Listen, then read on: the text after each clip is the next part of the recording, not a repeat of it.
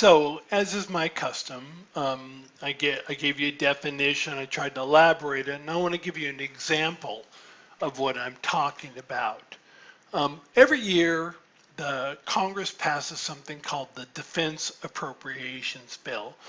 This is a fancy way of saying this is the bill that Congress passes that funds the military, right? And if this bill doesn't get passed and signed into law, we can't pay soldiers, right? Military equipment can't be purchased or fixed. All kinds of things happen if this bill doesn't pass. And so Congress generally passes an appropriations bill for the Defense Department, and the president signs it. But in the example that I'm going to be talking about, what Congress did was they inserted a provision in the Defense Appropriations Bill that prohibited what are called enhanced interrogations. Enhanced interrogations are, by my estimation, a fancy way of referring to torture. We were torturing people, and a particular senator had a real problem with this. And so I'm going to show some pictures of who I'm talking about just because I deeply admire him, but it's not particularly important. My words are what are important. But for those of you who don't know John McCain, which is the name, at least you get a chance to see him.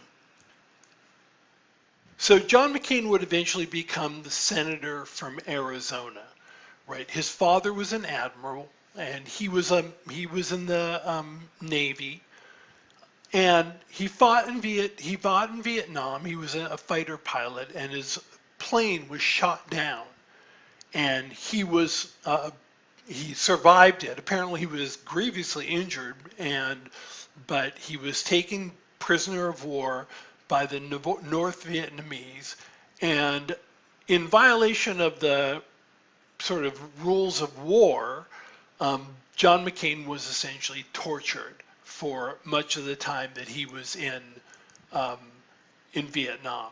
This is for those of you who can't see this, here's a picture of him laying on a table being tended to by a North Vietnamese doctor. Eventually, John McCain, after 5.5 years in a prisoner, was released. This is him leaving with other veterans. And as I said, John McCain was tortured. And when he would talk about it, he didn't make it try and sound like, it didn't affect him or he bucked up and didn't let it bother him. I mean, he was tortured, and he did sometimes what he had to do to go ahead and make it stop. Right now, the thing is that John McCain could have got out of the prisoner of war camp. They called it the Hanoi Hilton, the prisoner of war camp where he was, because his father was like an admiral, this very high up in the Navy. And so he could have, if he wanted to, negotiated a deal to get out of the prisoner of war camp. He probably would have had to make a video or something, but he could have jumped in front of other people, and he refused to do so despite his treatment while he was a prisoner of war. And so later on in life, if you saw John McCain, because he was a Republican nominee for president, that's how John McCain usually waved. Like, he had this kind of awkward thing like that where he puts his hand up. Here's another picture of him looking particularly awkward, doing this thing. The reason why is because he was so tortured that it was hard for him to get his hands over his head. So while most people would wave, with their arms over their head, John McCain couldn't do that, right? And actually, I've seen photographs when he's with other people, and they kind of mock his wave. If he's standing like that, somebody who's able-bodied and would normally raise their hand, they would do the same thing out of tremendous respect for this guy. So back to my example. When the Defense Appropriations Bill was passed during the George W. Bush administration, John McCain inserted a provision in there that said there can be no enhanced interrogations. Right? Well, President Bush was ordering these enhanced interrogations, torture, because he was going to do anything he could to prevent something like 9/11 happening again. And so what did he do? He got this defense appropriations bill that he needed because he wanted to make sure that things were funded. And so he signed this bill into law, and then he wrote a presidential signing statement and said that this provision of the bill that was now a law because he'd signed it was unconstitutional, and he basically instructed the Department of Defense, including the CIA, to disregard this provision, that it infringed on his powers as commander-in-chief.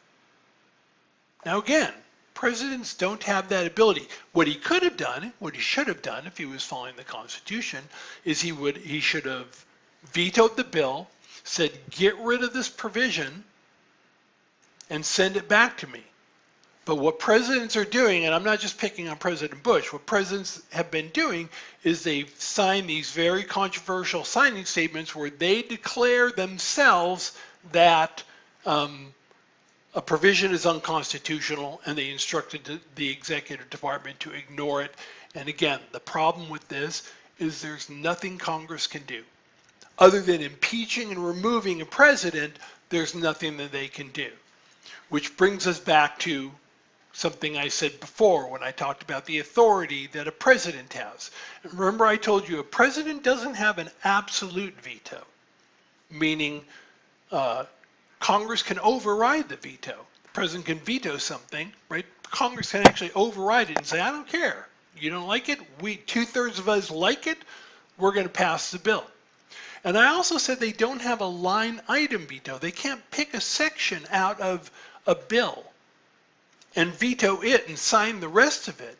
But if you think about these very controversial signing statements, it's basically like presidents claiming that they can have an absolute line item veto, just like the provision that said no enhanced interrogations.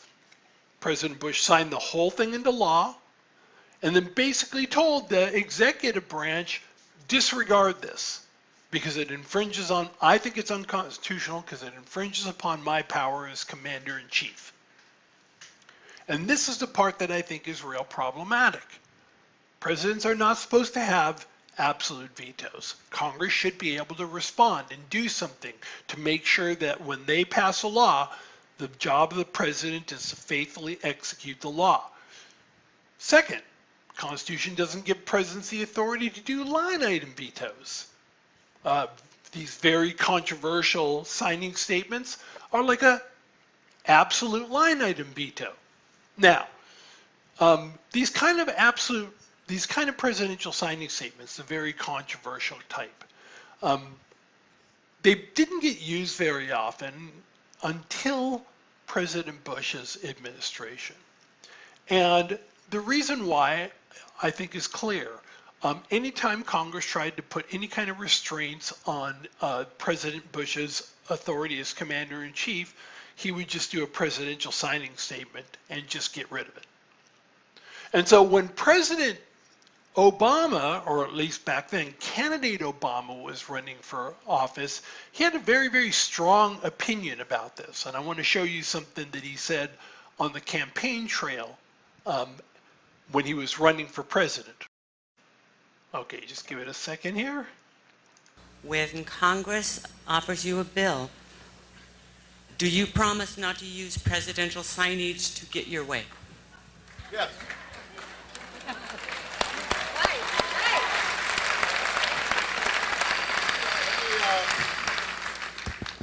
Let me just explain for those who are unfamiliar with this issue. We've got a government designed by the founders so that there'd be checks and balances. You don't want a president who's too powerful, or a Congress who's too powerful, or a courts who's too powerful. Everybody's got their own role. Congress's job is to pass legislation. The president can veto it or he can sign it.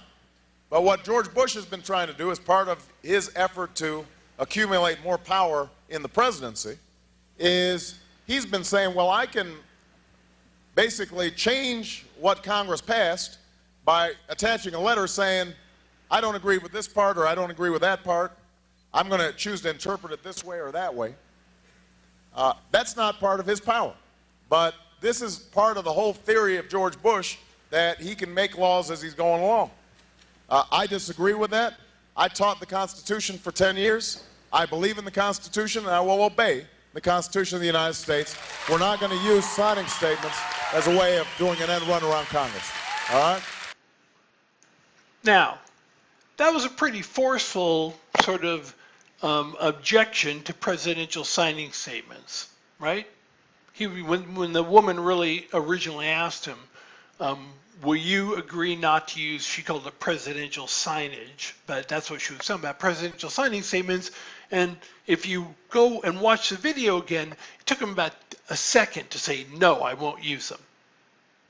Well, just so you know, President Obama took office January of 2009, and his first signing statement that wasn't like the non-controversial type, his first signing statement was on March 2009. January, February, March, it took him 2 months, 3 months before his first signing statement. As a senator, presidential signing statements were incredibly problematic. As a president, not so much. And of course, when President Bush did signing statements like this, the Democrats ran around with their hair on fire, screaming, "This is turning into a authoritarian state. We have a dictator." When President Obama did it and did signing statements, Democrats were like, "Oh, that's fine. He's just doing his job as president." And the Republicans do the same thing. And this is where we run into problems. Now, I'm going to do one last video on presidential signing statements where I'm going to get into some of the nuance of it. But for the purposes of the exam, I'm going to be asking about, if Canvas selects this this essay, about somewhat controversial and very controversial signing statements. And the thing to keep in mind is that the reason that they're controversial is because whether you're talking about somewhat or very controversial signing statements, in both cases, they're controversial because the president is going against what Congress intended.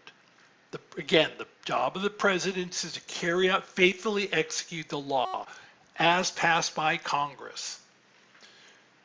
The reason I'm calling him one of them somewhat controversial is if the president tries to reinterpret what Congress meant, there are some times when Congress has the ability to respond by amending the law, by adding another provision to it, and say, no, that's not what we meant, this is what we mean. And they amend the law, and then they can correct things. The reason that I call the kind that I was describing about enhanced interrogations very controversial is because other than impeaching and removing a president, Congress has no way to respond to them. And that, in my estimation, throws off the checks and balances that are so important in our system. So one more video after this, but again, I want to just be upfront with you guys. It's not going to be on the exam, and it's just going to provide a little more nuance to presidential signing statements. So I think it's important for you to watch, but know that you won't be able to, it won't be on the exam. Okay, I just want to be upfront about that.